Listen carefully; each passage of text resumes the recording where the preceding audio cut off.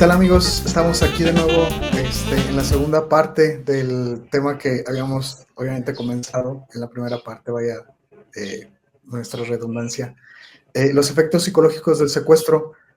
Como lo comentábamos, lo decidimos hacer en dos partes porque, bueno, había mucha información, es un tema muy denso, entonces, bueno, vamos retomándolo. Esta segunda parte, quedamos pendientes por ahí de hablarles respecto a algunos famosos de la farándula acá en México que habían pasado por este tipo de eventos.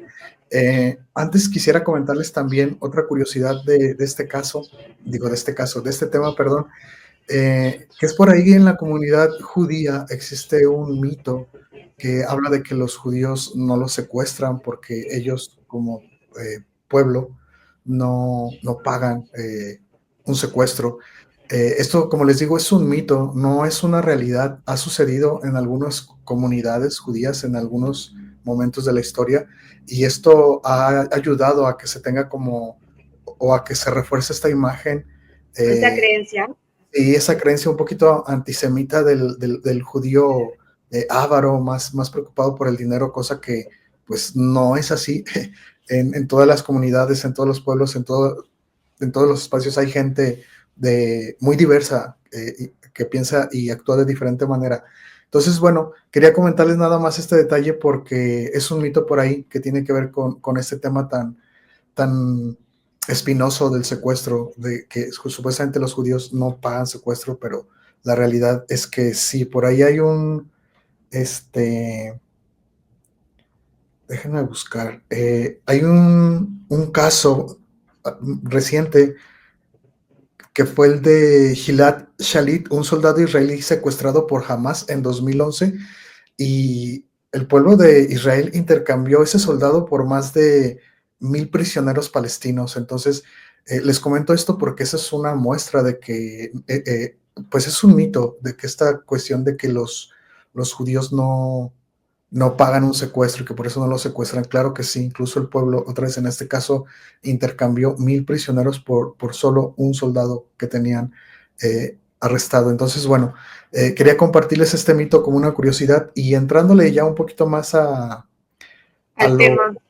sí, a los artistas por ahí de la farándula de aquí de México, que me imagino que en Latinoamérica debe haber muchos más, pero aquí en México los que han sido, digamos, famosos, no sé, Mary, si tú recuerdas alguno, tienes alguno presente para adivinar.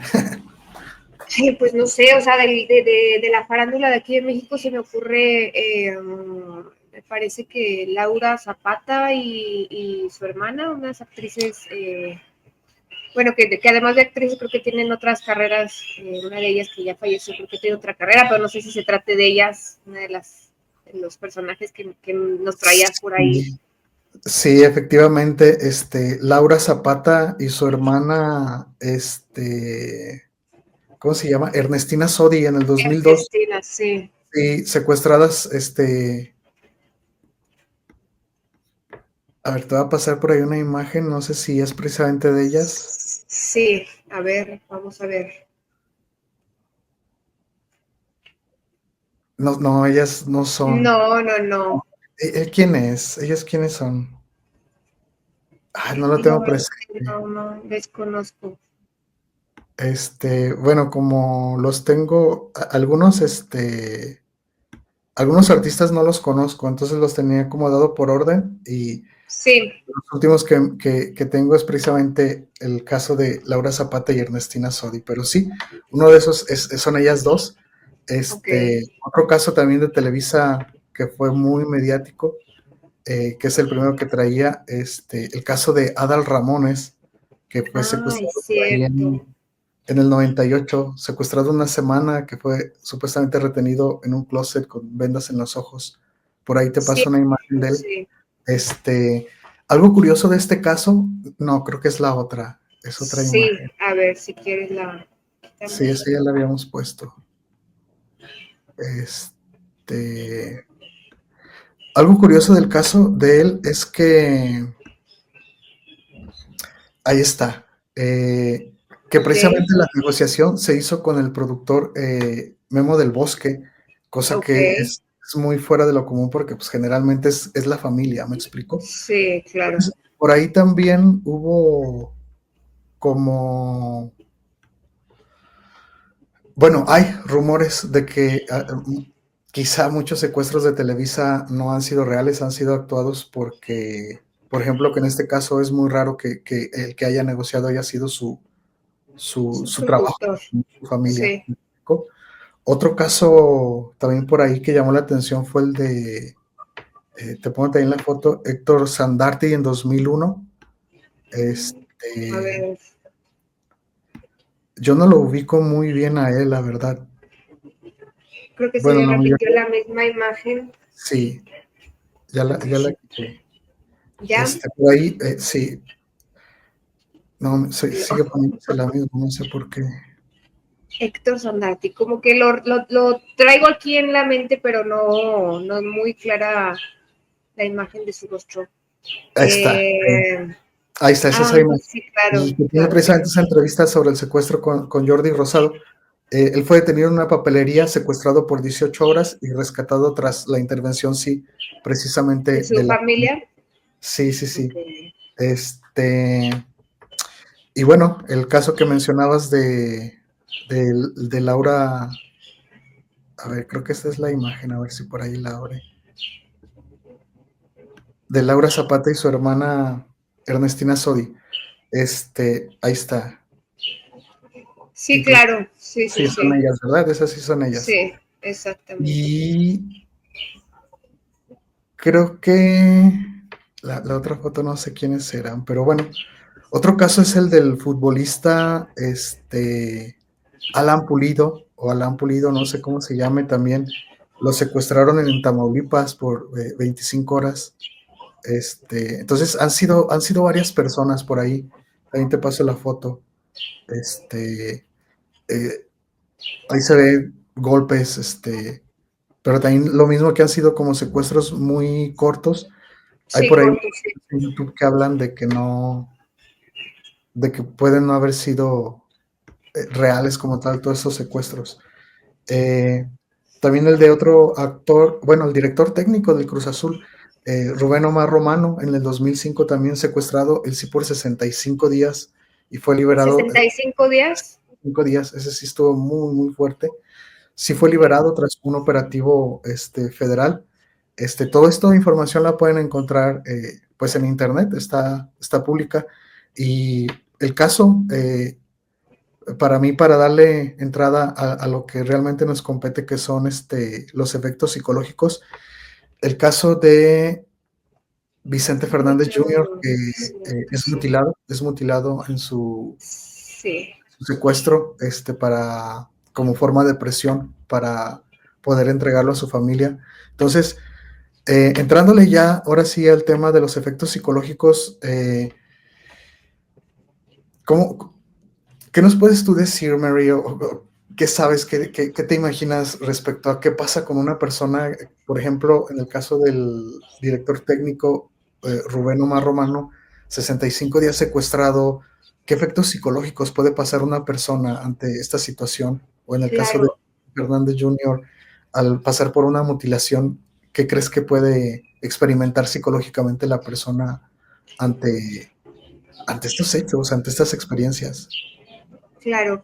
Bueno, yéndonos un poquito como al fondo de este tema, Cris, y como ya lo vimos en el anterior video, muchos de estos, de los secuestros o el tipo de secuestro que ya tiene que ver con la cuestión del intercambio económico, que se busca cambio, la cuestión económica, por lo general en el tipo de secuestros que son con artistas o con políticos o con gente de un nivel socioeconómico alto, muchas de las veces o en muchas ocasiones hay como un aviso, se podría decir entre comillas aviso, porque obviamente no les avisan te vamos a secuestrar, pero sí hay como una cierta noción de que pueden ser secuestrados, o sea, que están como con esa probabilidad o esa posibilidad más alta, pues, de ser secuestrados, ¿no? Entonces, pues al tener esta posibilidad tan alta de ser secuestrado, pues ya desde ahí se empieza con con ciertos cambios emocionales y psicológicos, ¿no? Todo previo que se tiene, obviamente el miedo, ¿no? Entonces, yo creo que es una de las primeras emociones que viven las personas que ya traen como cierta sospecha o cierta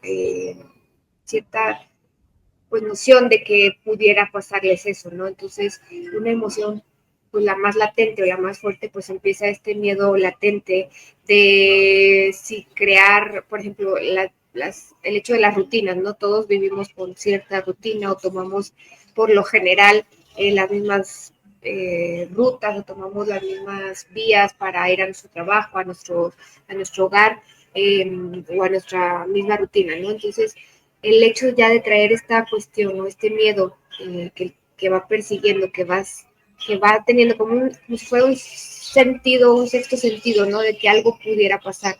Entonces, pues este miedo causa o provoca que vayan habiendo, pues cierto, a lo mejor desvío de rutinas, cambio de rutinas o de hábitos, pues que puedan hacer que se genere pues ¿cómo se le podría decir? Como... Pues hasta paranoia, ¿no?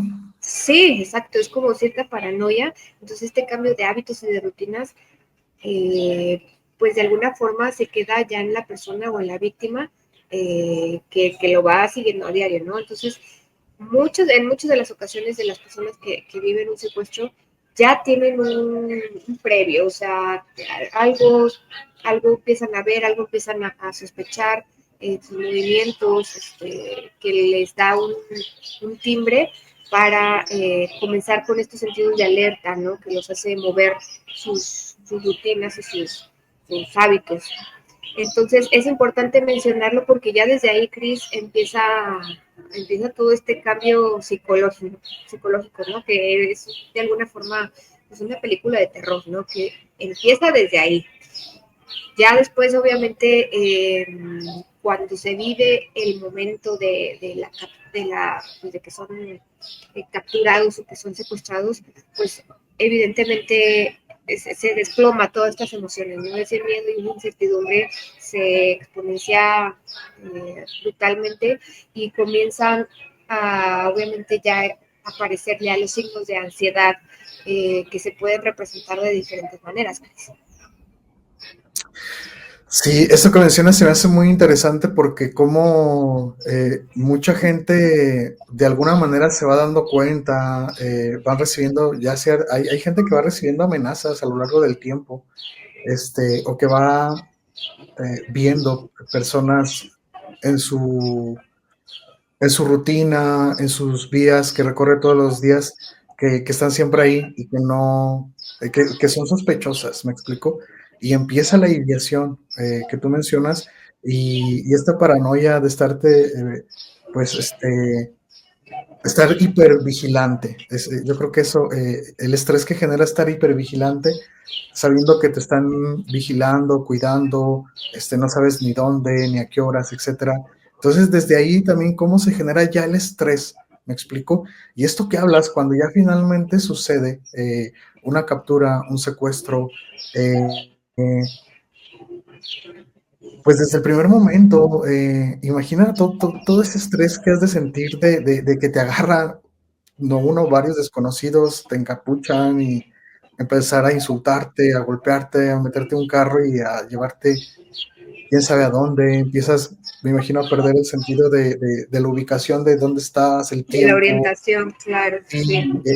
el estrés al que te empiezan a someter, el terror psicológico, o sea, ya desde ese primer momento, por muy corto que sea un secuestro de 5, 6, 10 horas, una hora, esa experiencia ya se vuelve traumática y que ya esa sola experiencia, por muy breve que sea, va a dejar secuelas importantes, como esta cuestión otra vez con la que empezamos de la hipervigilancia o de la paranoia, se va a establecer, me explico, porque sí, y que esto le pasa a mucha gente y a la familia que pasa por estas experiencias, el que se generen pensamientos donde el secuestrador ya me conoce, ya sabe dónde vivo, me explico, va a volver a actuar. O si ya secuestró a un familiar, a algún ser cercano, muy probablemente conoce las Los dinámicas de la movimientos. familia. ¿Me explico? Y Entonces, es dime. que, perdón, Cris, que te interrumpa, o sea, es que ahorita que estabas mencionando eso, me imaginé, es como, o sea, se meten tanto en tu persona, se meten, conocen, te analizan tanto, te estudian tanto, esa es la palabra, que te estudian tanto, que, que, que saben todos tus movimientos, todos tus horarios, si giras a la derecha, si giras a la izquierda, si tienes tal cuenta bancaria, cuánto tienes, qué movimientos tienes, o sea, de verdad es eh, que ya la víctima queda de alguna forma pues al desnudo, o sea, queda al desnudo y ante esas personas que, que fríamente juegan con su vida, ¿no? O sea, finalmente lo que ellos quieren es son la cuestión económica, es dinero y pues desnudan por completo a la víctima, ¿no? Y a los familiares, porque obviamente conocen absolutamente todo de ellos. Sí, sí, sí, o sea, cómo esta sensación también que experimenta tanto la víctima en ese momento y después, como la familia, de sentirse vulnerable ante otro ataque, ante otro secuestro. Entonces, otra vez, cómo todo esto, por muy breve que sea un secuestro, genera un impacto psicológico que va a ser necesario tratar definitivamente tanto la persona que lo vive como la familia, porque si no, se vuelve muy difícil vivir eh, pues con todos estos recuerdos, porque se generan memorias, flashes, pesadillas, esos recuerdos recurrentes eh, que no puedes detener, pensamientos intrusivos, etcétera. Entonces es necesario todo esto tratarlo. Incluso hablando, por ejemplo, de la familia, que en la parte anterior, en la parte uno hablábamos del secuestro express, que a veces ni siquiera te secuestraban, simplemente era intimidar a la familia para buscar una remuneración rápida. Aunque no hay un secuestro como tal, la familia, al recibir la llamada, al vivir la creencia de que el ser querido está secuestrado, todo ese estrés que genera, ¿me explico? Y aunque se pague el rescate o no, y finalmente a las 2 horas llegue el ser querido, ya, ¿cómo queda esa sensación de vulnerabilidad? De, ¿saben cómo se llama, cómo me llamo, dónde vivimos, a dónde fue, a qué horas? O sea, muchas veces la Es que gente tiene que cambiar de vida, de ciudad, de país, o sea, les hablaba, por ejemplo, el episodio anterior del caso de Lidia Cacho, ella tuvo que irse de México, o sea, cómo cambia toda tu vida, ¿me explico? Y hablando de los claro, efectos, aparte de esta hipervigilancia, de esta paranoia que se genera, mucha gente entra en depresión, mucha gente entra en una depresión muy profunda, precisamente por ese sentirse tan vulnerable, tan expuesto, como lo bien mencionaba Mary, desnudo, o sea, saben todo de ti, claro, de claro, dónde claro. vives, con horarios, dónde trabajas, el carro que usas, entonces, y Sí, hablando de cambiar eso, o sea, hacer un cambio de vida, todo lo que implica, entonces, importante tener en cuenta otra vez, si conocemos gente que ha pasado, que ha vivido este tipo de situaciones, buscar ser empáticos, apoyarlos en el sentido de que busquen ayuda, porque eh, se viven secuelas muy feas, es que muy, queda una marca tanto como para la víctima y obviamente para los familiares que viven el mismo secuestro, pero desde otra perspectiva, ¿no? O viven la otra parte, ¿no? O sea, tanto la persona que es secuestrada, obviamente todos los efectos psicológicos que viven previo, en el momento y post, o sea, después del secuestro, o sea, todos esos efectos o todas esas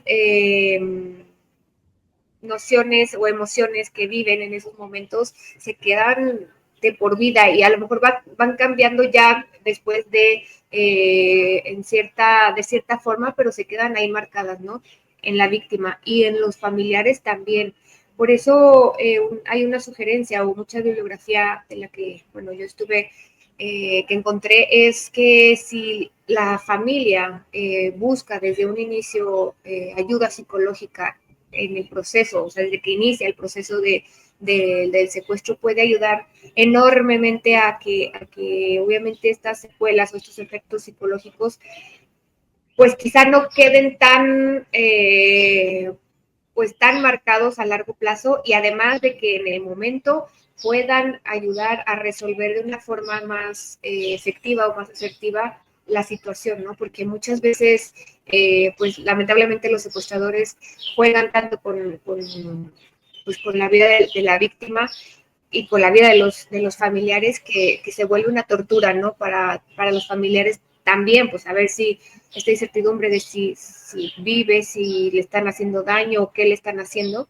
obviamente es una tortura psicológica pues para la familia, ¿no? Entonces es súper importante que en el proceso o en el transcurso de las negociaciones o de que pueda ser rescatado a la persona, los familiares estén acompañados de algún psicólogo, ¿no? Alguien que lo sepa, pues sepa orientar estas emociones tan fuertes que finalmente viven en esta tortura, Cris.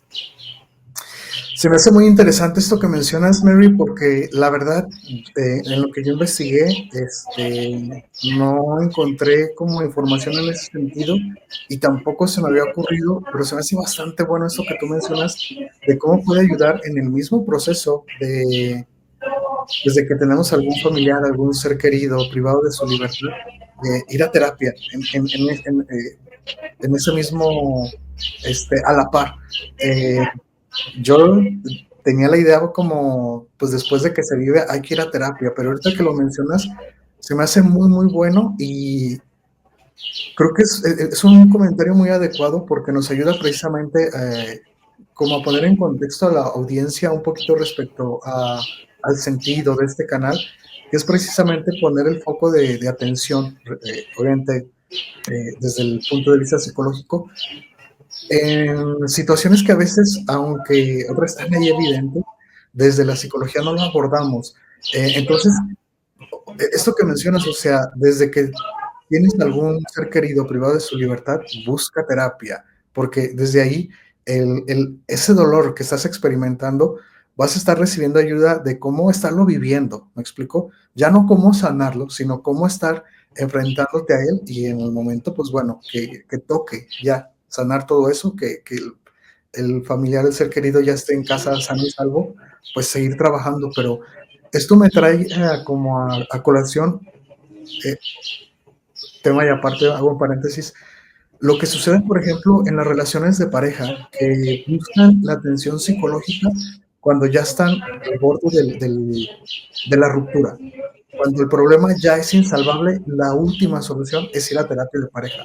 Cuando no, la cosa pienso yo que la terapia de pareja la deberías de tomar desde, si se puede, desde el noviazgo, pero si no, desde el Claro. matrimonio, cuando las cosas están bien, precisamente para que vayas previniendo problemas futuros y vayas teniendo un apoyo, una ayuda externa, etcétera, para ir Es un tomando mejores. seguimiento, sí, Sí, sí. y lo mismo, haciendo el paralelismo, lo mismo sería en esa situación de un hipotético secuestro de algún ser querido, no esperarnos hasta que el problema ya está en su punto más alto, o incluso ya mi ser querido sano y salvo, sino desde el mismo proceso.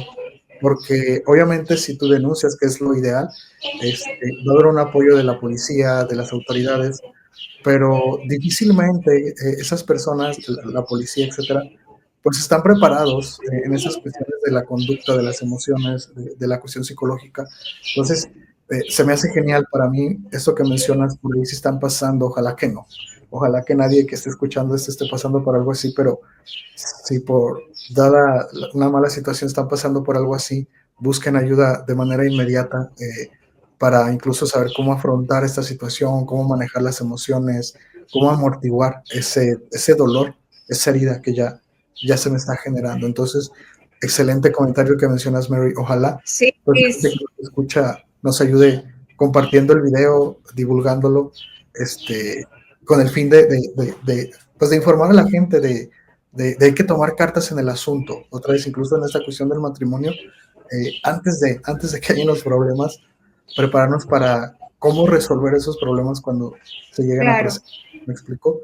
Entonces, Y es que perdón, Cris, es como, yo lo veo como un acompañamiento, ¿no? O sea, este es un proceso tan difícil y tan delicado que se trata de la vida de un familiar o de un ser querido, que en esos momentos quizá muchas veces la mente bloquea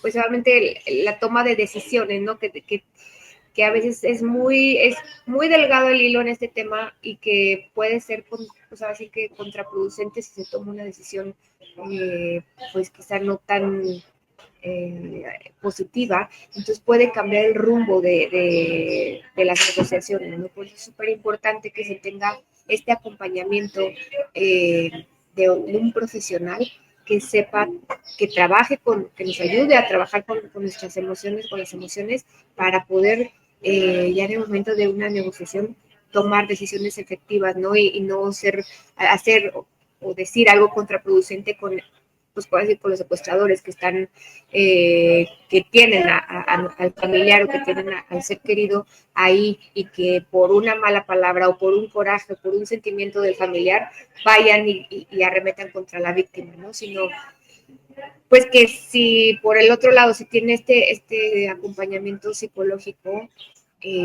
ayude o dé herramientas para que pues en la negociación se pueda, ahora sí que se pueda actuar o decidir de una forma mucho más positiva, ¿no? Y que no sea en contra de la víctima.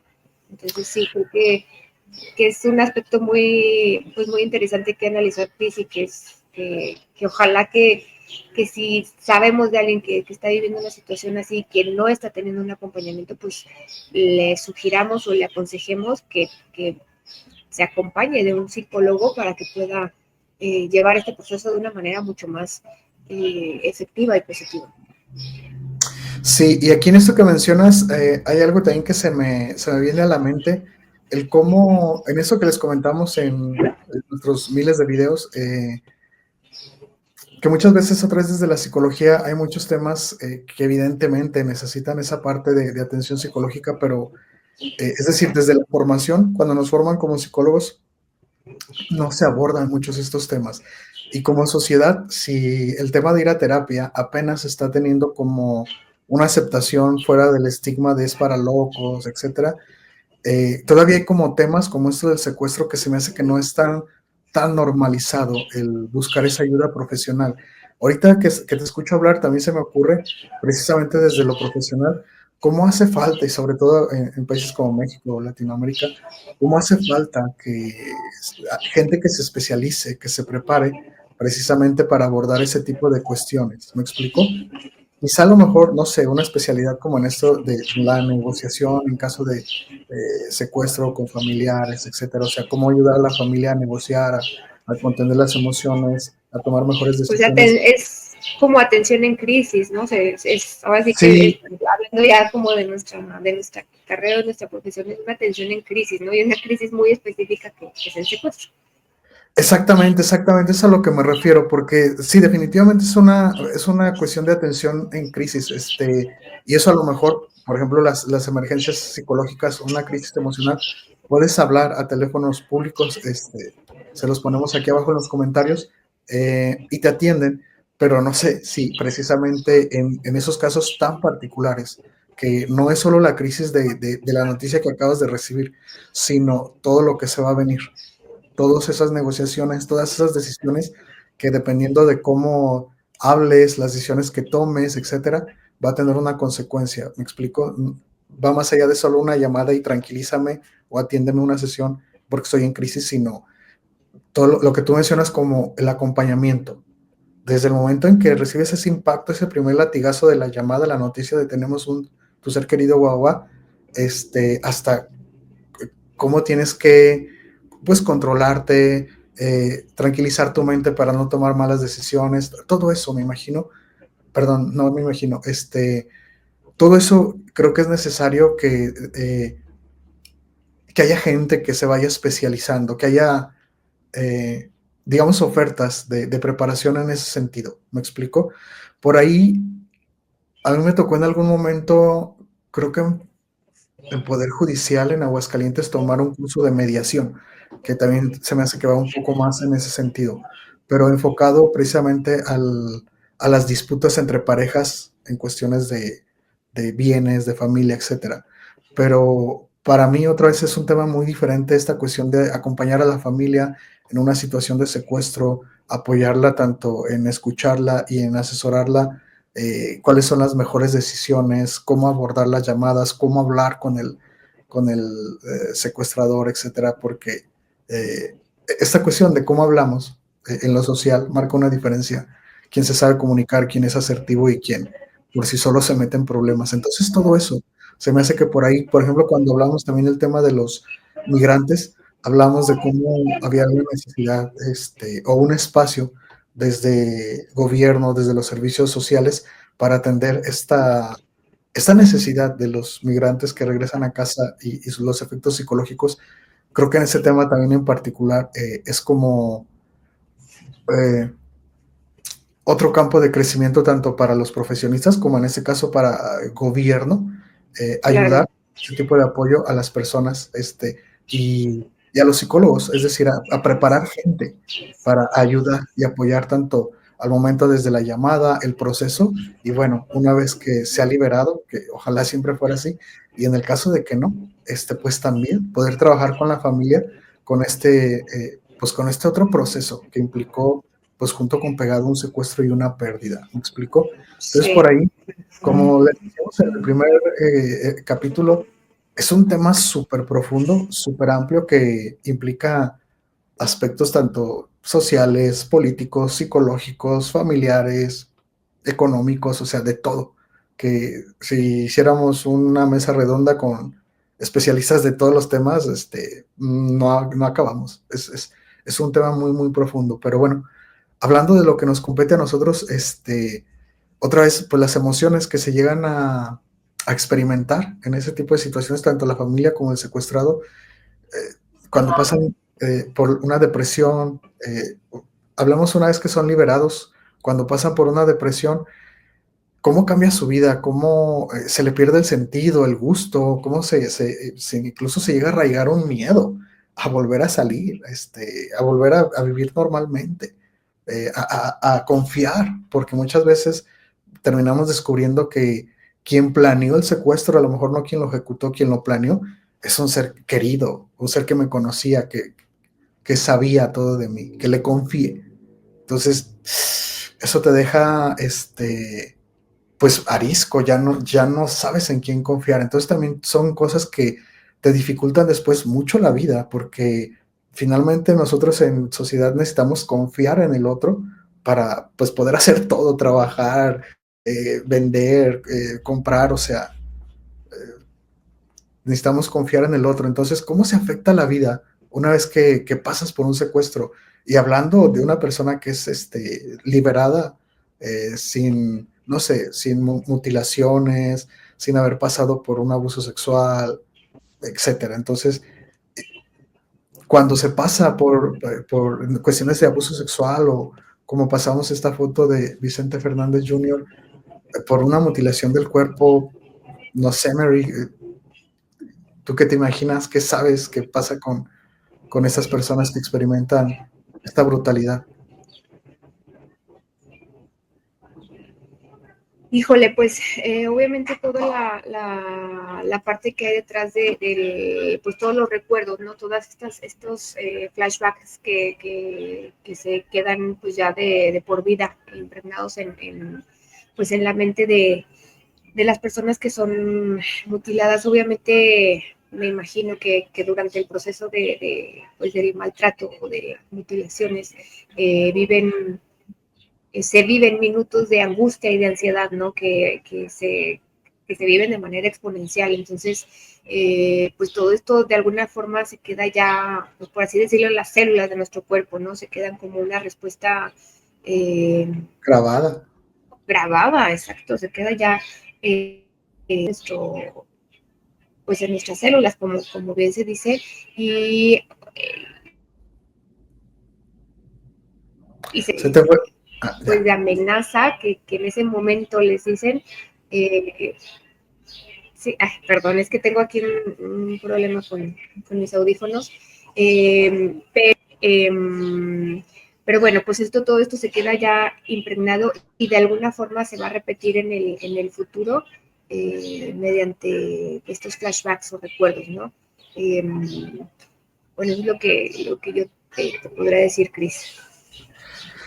Pues sí, importante nuevamente por eso recalcar el asistir a terapia, tanto como bien Mary dice, durante el proceso de negociaciones, etcétera, y después de, tanto si nuestro ser querido es liberado en condiciones pues óptimas, tanto si no, importante ir a terapia.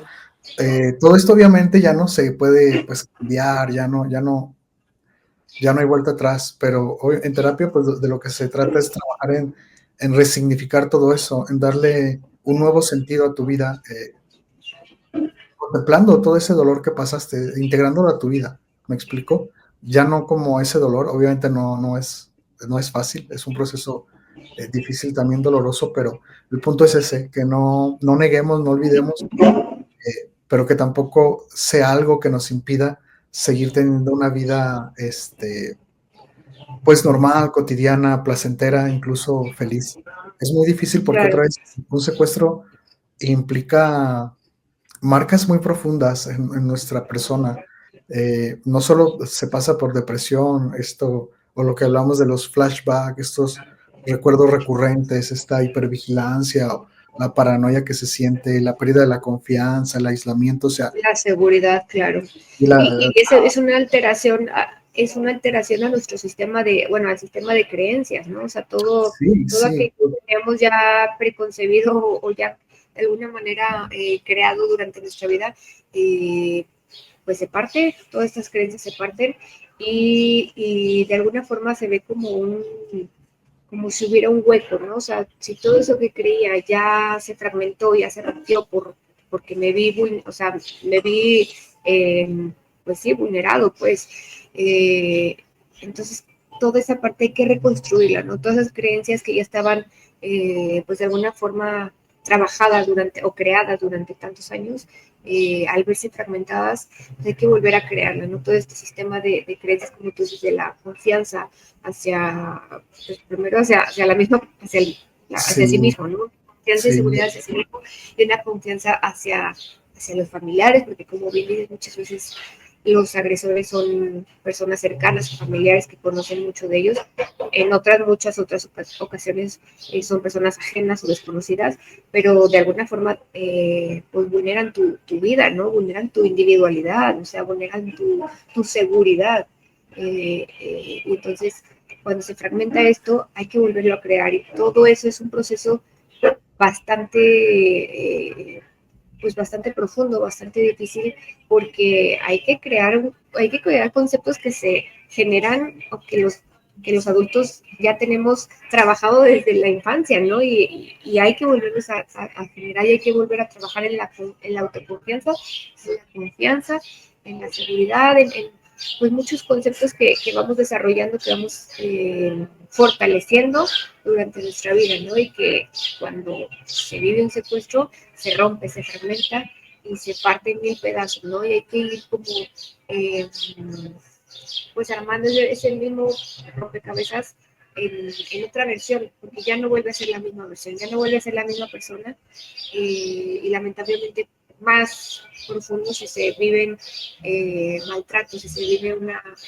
mutilaciones, ¿no? No se diga de eso, porque obviamente pues queda en el cuerpo y queda ahí marcado, ¿no? Y hay que reconfigurar esa parte, hay que reconceptualizar todo eso que se rompió, cambiarlo, ¿no? O sea, a lo mejor el ver la mutilación, no sé, quienes pierden sus dedos o su mano o alguna otra parte de su cuerpo, bueno, reconceptualizar esa nueva versión, ese nuevo cuerpo que vivió algo tan traumante, pues cómo lo vamos a reconfigurar, ¿no?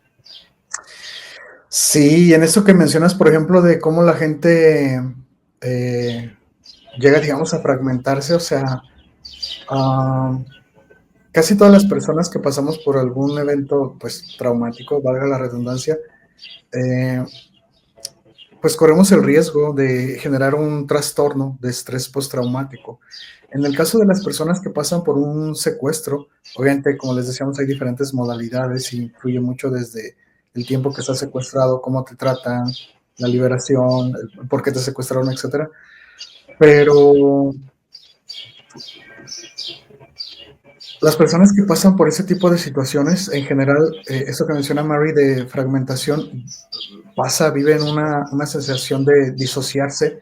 Esto que menciona Mary de lo que quien tú creías que eras, que tu identidad, tu personalidad que has construido a lo largo de tu vida, en algún momento tú, digamos, te puedes vivir como alguien seguro, confiado, temerario incluso, y si llegas a pasar un secuestro, el simple, el simple hecho de que te hayan sometido, te hayan vulnerado, te hayan golpeado, no hayas podido defenderte, todo eso que tú creías de ti, que eras temerario, que eras seguro, cambia por completo. Esa experiencia derrumba toda esa identidad que habías tenido y empiezas a volverte una persona insegura, temerosa, desconfiada. ¿Me explico? Es decir, afecta profundamente nuestra personalidad el vivir un secuestro. Empezamos con disociaciones, es decir, lo que mencionaba Mari, como fragmentarnos. De pronto ya no sabes quién eres tú, porque antes tú eras alegre, amistoso, sociable, y ahora tienes miedo de salir, no quieres hablar con nadie, te sientes muy triste. Entonces, es un cambio por completo el que pasa una persona emocionalmente cuando pues experimenta un secuestro.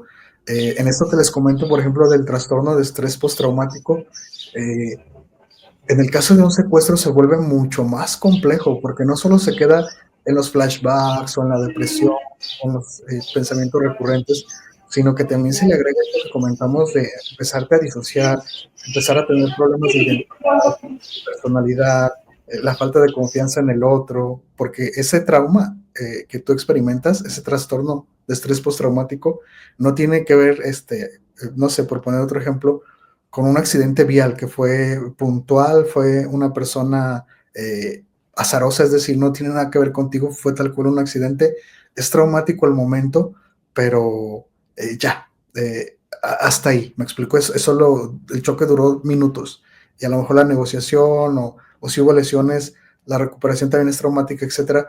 Pero acá,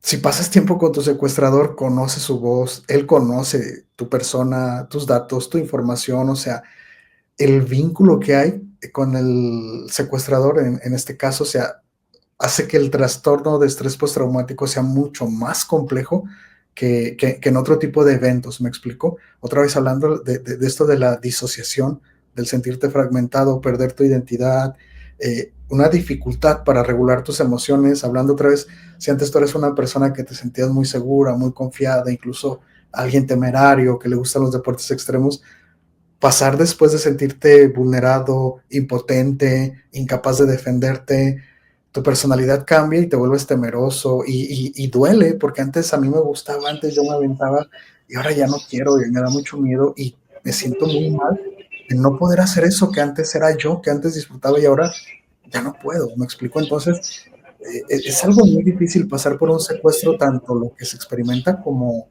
eh, las secuelas, el post-secuestro. Eh, los problemas de confianza y de seguridad afectan a veces de manera tan profunda que en la intimidad con la pareja no se puede funcionar muchas veces porque tu cabeza no está para esto, no puedes funcionar, ¿me explico? O sea, incluso Claro. tu vida sexual se llega a ver muy afectada. Hablando, por ejemplo, en esto que les hablábamos del caso de Vicente Fernández Jr., no sé si te acuerdas, Mary, te hago la pregunta más que antes de comentarte, de un secuestrador muy famoso en México en los años 90, que fue de los que empezó con esta cuestión de las mutilaciones. ¿Quién será? ¿El mucha orejas o quién será? Efectivamente, el Mocha Orejas, Daniel Arismendi, o sea, desde el apodo, fue de esos personajes nefastos que empezaron a hacer este tipo pues de intimidación, de agresiones tan violentas, tan brutales, que no solo es el trastorno de estrés postraumático que te deja ya solo el secuestro, sino vivir una mutilación, ¿me explico? Aparte ya de todo esto emocional, de lo que hablamos, cuando vives una mutilación, te enfrentas por la pura cuestión de la mutilación, independientemente de por qué fue. Ya la pura mutilación, te enfrentas a otras cuestiones psicológicas como esto del miembro fantasma, que sigues sintiendo dolor y comezón y sensaciones en Sí, ese miembro más gigante. sensaciones, como si Y, lo tuvieras todavía. Sí. sí, que también es muy confuso psicológicamente. Entonces, otra vez, como el vivir esas experiencias no solo se genera un trastorno de estrés postraumático, digamos, convencional, sino que son muchas más cosas que se vuelve un trastorno mucho más complejo. Hablando, Perdón, es un trastorno de identidad, ¿no? O sea, porque se pierde, como bien lo dijiste, se borra, se transforma esa identidad, ¿no? Y es un cambio para el futuro. sí, sí, y cómo, o sea, se vuelve no un trastorno, se generan muchas veces varios trastornos que confluyen, convergen en la misma persona, desde una depresión profunda, ansiedad generalizada, trastorno de estrés postraumático, trastorno de estrés postraumático complejo, esta paranoia, o sea, se vuelve muy, muy difícil.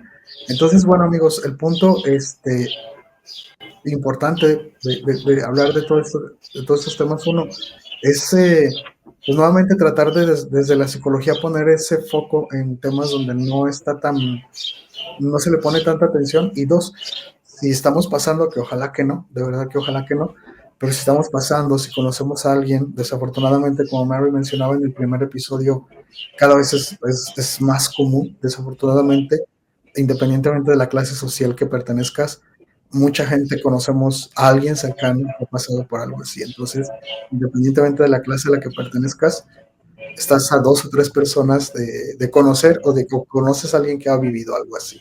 Entonces, importante, ojalá no lo estén pasando, pero si lo están pasando, busquen ayuda desde el primer momento. Si ya pasaron por algo así, busquen también ayuda para acompañarse volverle a encontrar sentido a la vida, resignificar mi experiencia de vida, eh, reunificar, por decirlo de alguna manera, mi identidad, mi personalidad, poder volver a vivir con tranquilidad. No, mm, aunque son marcas que no se borran, eh, tampoco es imposible volver a ser feliz después de pasar por estas experiencias. Entonces, amigos, importante otra vez darle eh, pues espacio a estos temas y ponerle atención desde lo psicológico y desde la persona que lo vive, atendernos, me explico, para poder pues vivir pues sí, vivir de la mejor manera que se pueda después de una experiencia en ese sentido. Y pues nada, Mary, no sé si de tu parte haya algún otro efecto, algún otro consecuencia psicológica que tengas presente que podamos agregar a todos estos que mencionamos.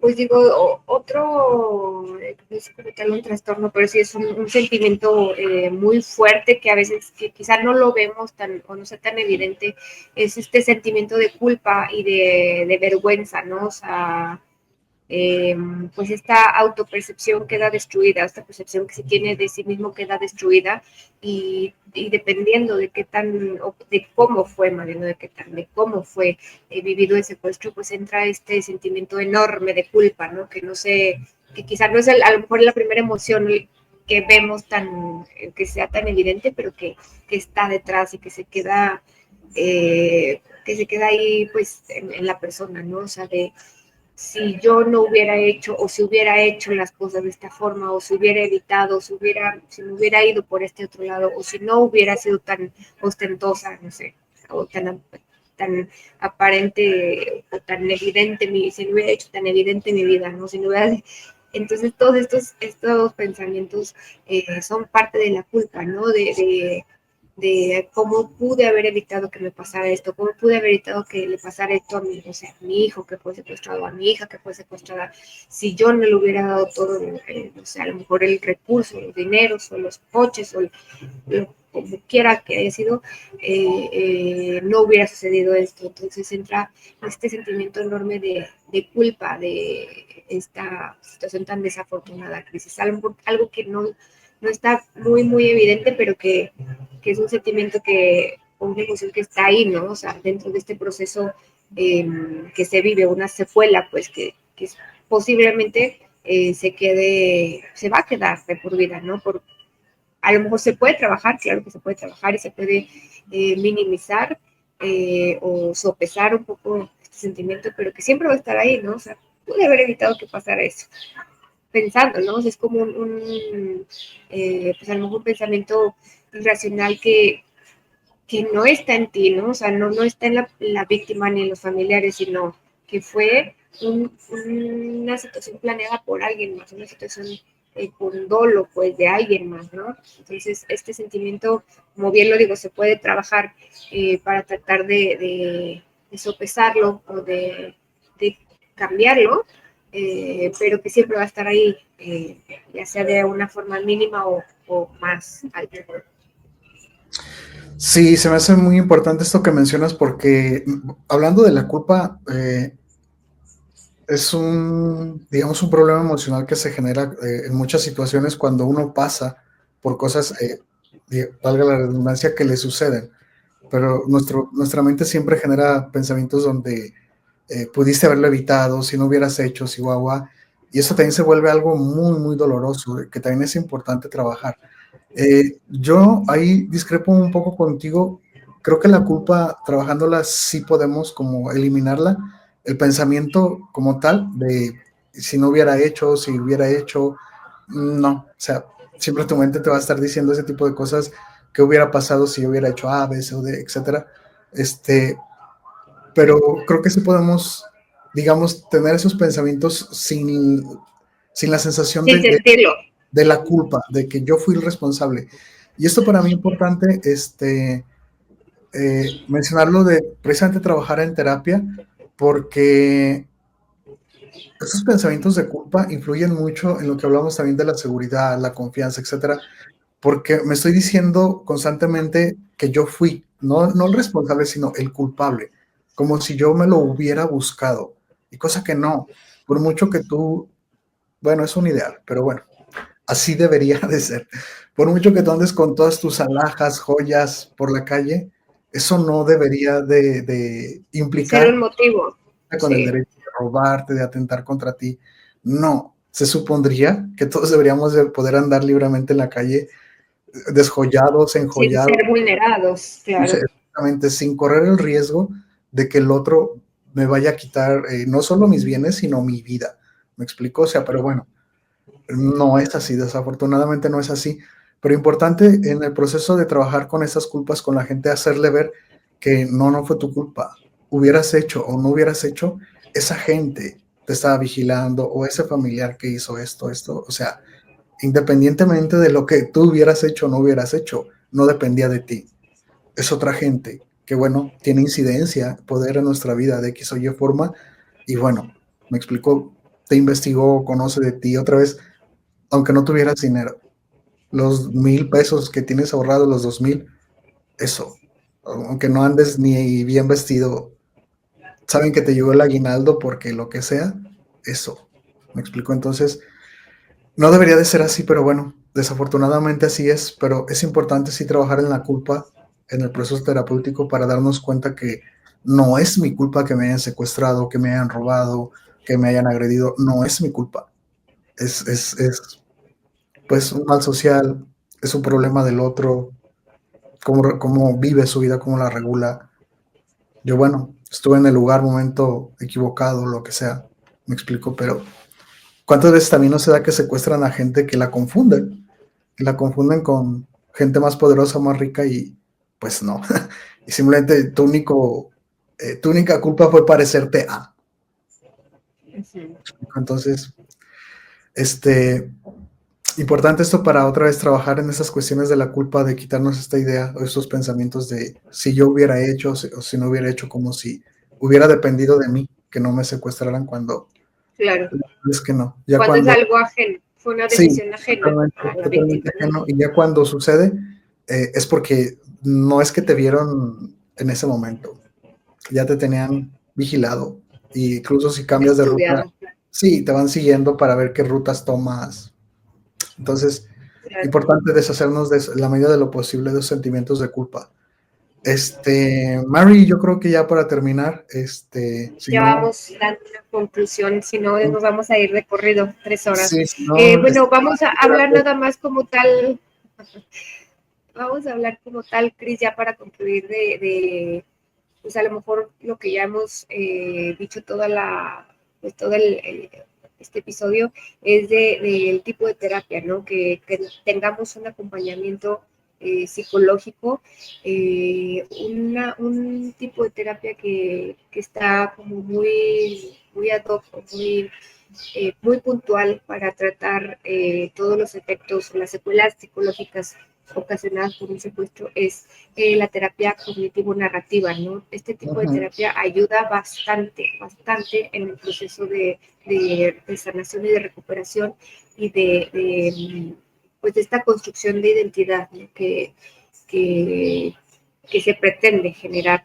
pero sobre todo para trabajar todo lo vivido, o sea, toda esta pesadilla, todo este terror, todos estos procesos de los que ya hablamos, todos estos efectos que ya dijimos, ayuda a poder sobrellevar de una forma pues todos estos síntomas que ya están en la persona, ¿no?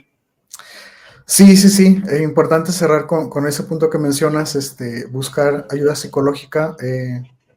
En cada episodio les mencionamos esto, para mí es importante porque desafortunadamente en la psicología, por el cómo se trabaja, es decir, a través del lenguaje, las palabras, etcétera, se presta mucho a la charlatanería. Aquí hay mucha gente que porque sabe hablar, es decir, es verbo o habla cosas bonitas, crea que puede ayudar al otro y no, la verdad es que no. Se necesita, otra vez como hablamos en esta cuestión de trabajar con pacientes víctimas de secuestro, se necesitaría ir más allá, es decir, especializar gente en ese tipo de situaciones. Eh, para el trabajo en terapia es lo mismo, es decir, es necesario ir con gente profesional y dentro de los diferentes enfoques que componen la psicología, pues el que demuestra más resultados de manera estadística y de manera incluso pragmática, experiencial, perdón, pues es el enfoque cognitivo-conductual y es el que trabaja precisamente más con los comportamientos presentes, actuales, el hoy, las emociones del momento, de lo que se está viviendo y no tanto con cosas que a veces otros enfoques se van más al pasado a resolver cosas que ahorita no es mi prioridad. ¿Me explico? A veces se les critica un poquito a la gente que trabaja en cognitivo-conductual de ser un poquito fríos, pero para mí es una generalización, o sea, hay mucha gente también que está en ese enfoque y también tiene un trato bastante humanista, es decir, Sí. no necesariamente por estar enfocado como en las conductas, en lo evidente, se deja de lado las emociones. Entonces, importante que si buscan ayuda, que ojalá lo hagan, si están pasando por algo así, tanto la víctima como la familia, busquen algún psicólogo que sea cognitivo-conductual y que sepa trabajar esta cuestión que menciona Mary de la narrativa del trauma. Esto hay mucha evidencia científica de que ese tipo de tratamientos, de terapias, ayuda muchísimo al paciente que ha pasado por ese tipo de situaciones. También la terapia somática puede ayudar muchísimo dentro otra vez del enfoque cognitivo-conductual. Entonces, importante que busquen ayuda profesional y que sepan que es gente que está preparada para trabajar esos temas, que sabe de lo que se trata, no es simplemente gente optimista, buena onda, eh, que el único mensaje es échale ganas, tú puedes. Dicho con más palabras más bonitas, pero su único mensaje es eso. Yo pude, tú también. Ah, bueno, las cosas no son tan sencillas. Entonces, amigos, es importante buscar ayuda profesional. Como siempre les recomendamos el enfoque cognitivo-conductual, es el que tiene más evidencia de dar resultados más rápidos y efectivos. Entonces, pues creo que sería todo, Mary. No sé si quieras Sí. comentar algo más al respecto. Pues nada, creo que ya todo lo hemos mencionado, Cris. Pues nada más que seguirlos invitando a que se suscriban a nuestro canal, a que le den like primero a este video, vayan a ver los otros que tenemos, sobre todo el anterior que está ligado a este video, si es que no lo han visto, para que puedan ahora sí que tener un contenido más completo acerca de ese tema que es súper importante y pues seguirlos invitando a que nos digan qué otros temas pues les interesa lo que platiquemos aquí. Tenemos planeado ya un próximo tema pues quizá un poco controversial o muy de la vida práctica y pues espérenlo por aquí porque la verdad va a estar interesante también. Sí, sí, sí, pues bueno, hasta aquí los dejamos, amigos. Como siempre, los invitamos a que se suscriban, a que compartan nuestro canal. Si por ahí les gusta este tema, como bien dice Mary, hay una primera parte, entonces los invitamos a que vean ese y los demás que tenemos. No son muchos, tenemos como 5 capítulos, creo. Entonces, antes de que se sumen más capítulos, amigos, vayan a ver la primera temporada de Merry Christmas. Y pues nada, si les gustó, los invitamos a que lo compartan con sus amigos y si no, pues bueno, lo pueden compartir con sus enemigos para hacerles la maldad y hacerlos pasar un mal rato. Que la verdad es que no, es un muy buen rato. Y pues ojalá lo hayan disfrutado. Los invitamos, como bien dice Mary, que le den like a este video, a los demás, a que se suscriban y nos ayuden a hacer crecer este canal. Somos todavía muy poquitos suscriptores, entonces nos hacen falta todavía como, ¿qué será, Mary? ¿1 millón, 2 millones más? 3 millones nada más. Más 3 millones. Entonces, Nada más. sí, esa es tarea de ustedes, amigos. Su tarea es ayudarnos a llegar a los 3 millones de suscriptores. Nos faltan 2.999.000, creo, o 998 por ahí. Entonces tienen mucha tarea, amigos, compartiendo este video y ayudándonos a darle like y hablando, obviamente bien, de nuestro video para que pues más gente venga a conocer nuestro canal y pues que nos opinen también qué otros temas les gustaría que abordáramos. Como bien dice Mary, el siguiente por ahí vamos a hacer algo un poquito diferente, espero que les llame la atención y también que nos opinen qué opinan de todo esto que nosotros les traemos para compartir con ustedes. Y bueno, Mary, hasta aquí, ¿algo más que quieras agregar? ¿Alguna despedida nueva? Pues nada, ya todo lo dicho está. Pues nada, los vemos a la próxima. Esperamos que les haya gustado y pues nos vemos, Cris. Perfecto. Buenos amigos, ojalá nos vemos próximamente en el próximo video. Chao.